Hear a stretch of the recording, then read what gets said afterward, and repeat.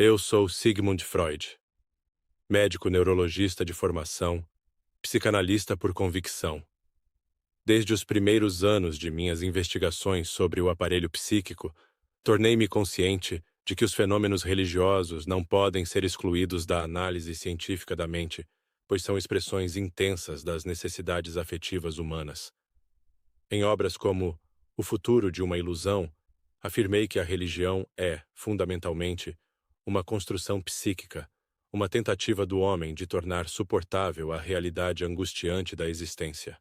A fé, nesse sentido, é uma ilusão, não no sentido de ser falsamente inspiradora, mas como um mecanismo de defesa que remonta a desejos primitivos, a um anseio por proteção paterna que se reflete na imagem de um Deus onipotente, capaz de mitigar o terror diante da morte e do desconhecido. Todavia, é preciso reconhecer que a experiência religiosa possui uma riqueza inegável. Ela se manifesta na música, nos rituais, nas preces e, sobretudo, na vivência subjetiva de cada indivíduo, conferindo-lhe um sentido existencial que, por vezes, excede a oferta da razão. Essa dualidade entre o simbólico e o racional é justamente o que nos leva a buscar uma compreensão mais profunda do fenômeno da fé. É neste cenário que coloca em relevo a obra do psicanalista David, intitulada Deus está entre nós, religião e psicanálise. David, que em sua juventude percorreu o rigor da formação religiosa enquanto seminarista, traz consigo a experiência vivida tanto do misticismo quanto da análise crítica.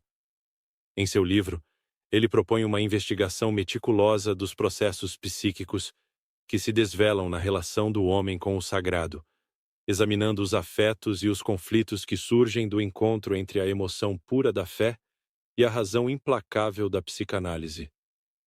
Em sua dissertação, ele questiona: que mecanismos psíquicos se revelam no instante em que somos arrebatados por um hino ou uma canção sacra? Não estaria a experiência de êxtase, por vezes, relacionada a uma sublimação dos desejos recalcados, ou a um intento de negar as limitações da nossa própria existência? Pode a fé ser interpretada como uma defesa inconsciente contra a agonia da finitude?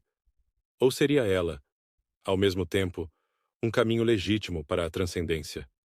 David discorre com rigor e clareza sobre a importância de se considerar a religião não apenas como uma instância de consolo, mas como um fenômeno complexo, que carrega consigo tanto a capacidade de enaltecer o espírito, quanto de instaurar mecanismos de evasão da realidade.